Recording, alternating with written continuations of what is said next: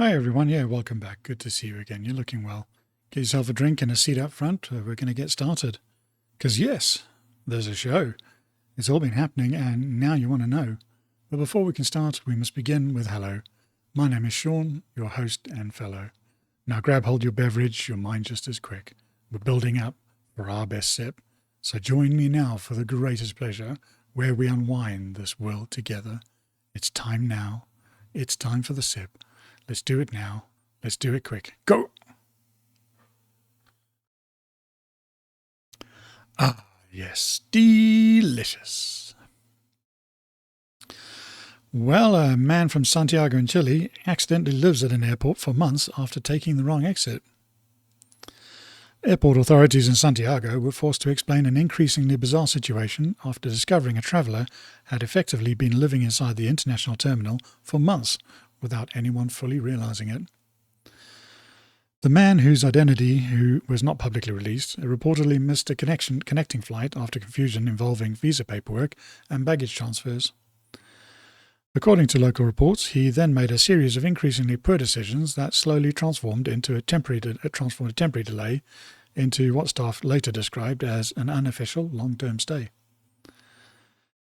Initially, airport workers assumed he was simply waiting for another departure.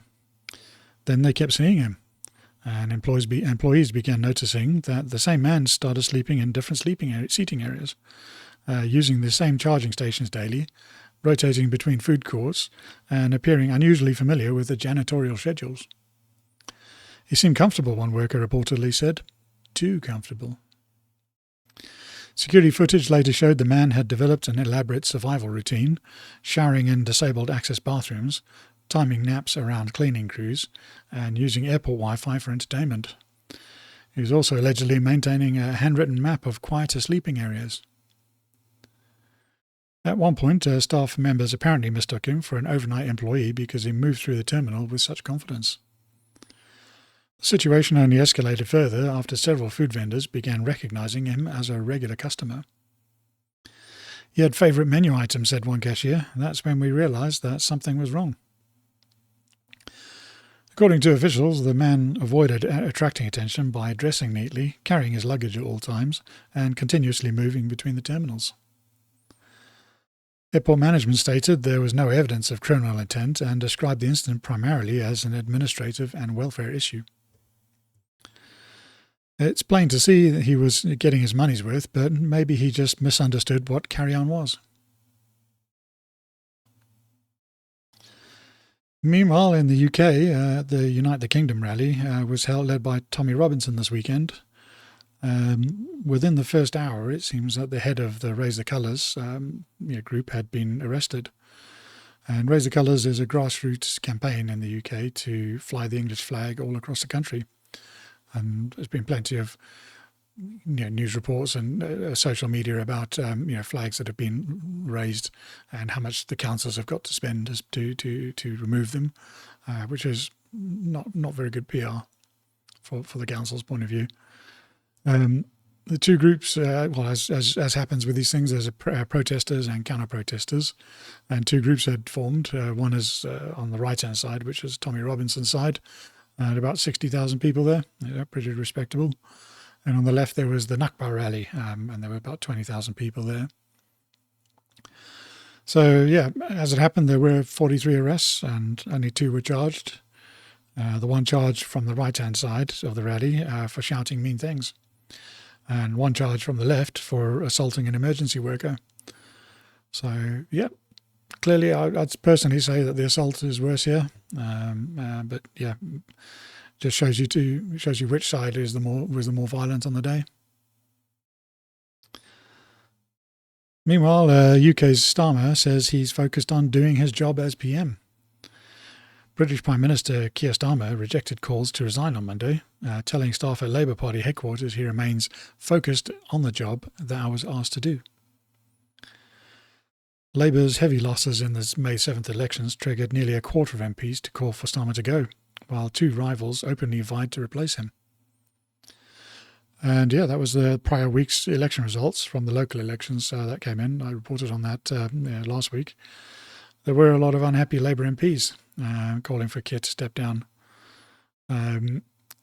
It's a bit difficult in the UK to do that, especially on the Labour side.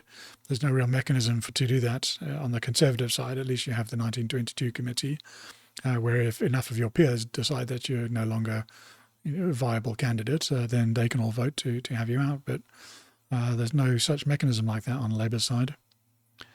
So yeah, he's clearly digging himself in for the long haul. And it will take some sort of extraordinary disruption to business for him to go. Or maybe some new controversy. But he's already had so many already that it would have to be something particularly sensational.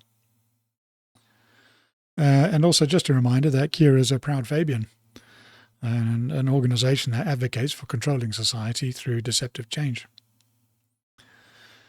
Made famous by the use of a wolf in sheep's clothing as their logo. So, yeah, you may be voting for Labour, but what you get are the Fabians dictating the course of society. Which probably explains why the new boss you voted in isn't doing what he said he would do. You could call it a Fabian insurrection at that point. Meanwhile, UK unemployment rate ticks up to 5% and wage growth slows. Britain's unemployment rate rose to 5% in the 3 months to March, up from 4.9%, according to the Office of National Statistics. Regular earnings growth slowed to 3.4% in the first quarter. That follows a sharp pullback in hiring. Payrolls fell by 100,000 in April, the largest drop since May 2020. Job vacancies also slumped 28,000 to 705,000, the lowest level in 5 years. Surendhu, chief economist at ICAEW, cited growing distress within the UK labour market. And Richard Carter of Kilter Cheviot warned falling payroll numbers could continue for some time as consumer demand weakens. So I mentioned this as well last week, that there were concerns for unemployment, especially towards the end of the year. And given these statistics now, where it's being revised, slightly worse, things could be heading, in a poorer direction much quicker. So this is from the ONS's own statistics last week. They predicted a 5.9% itself, but now they're already talking 6. So, it's going to be interesting to see how often that will get revised. Because I don't think this is really factored in all the effects, like the war in Iran and the energy prices. Energy being one of the main drivers for inflation, and that's gone up by 30% since the start of the year.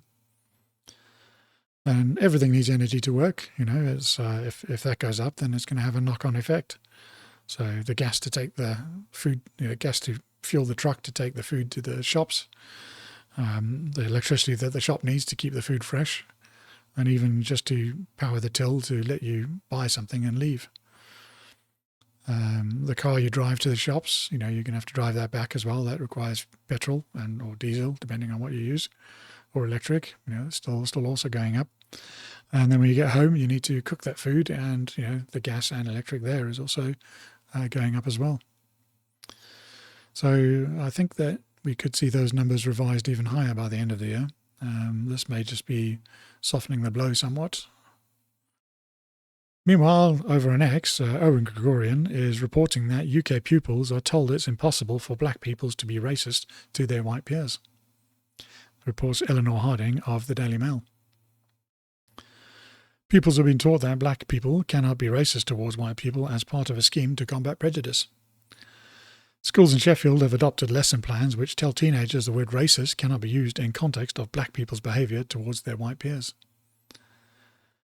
This is because racism can only be exhibited by those who hold cultural power, such as white people over black people, the guidance claims.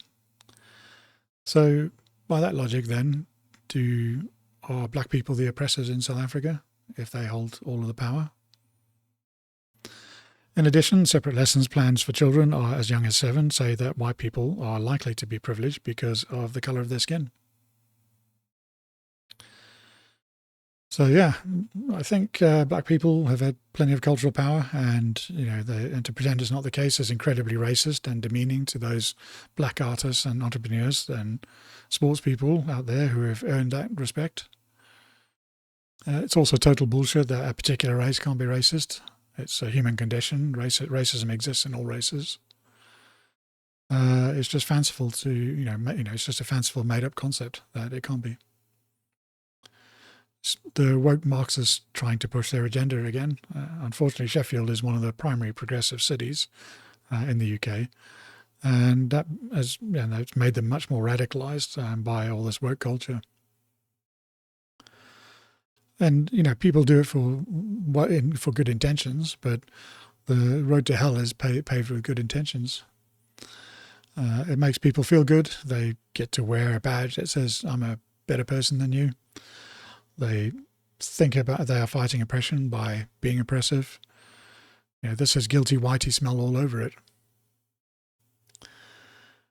Which is what makes it so sad, really. We're all human beings at the end of the day, and no one's better than the other.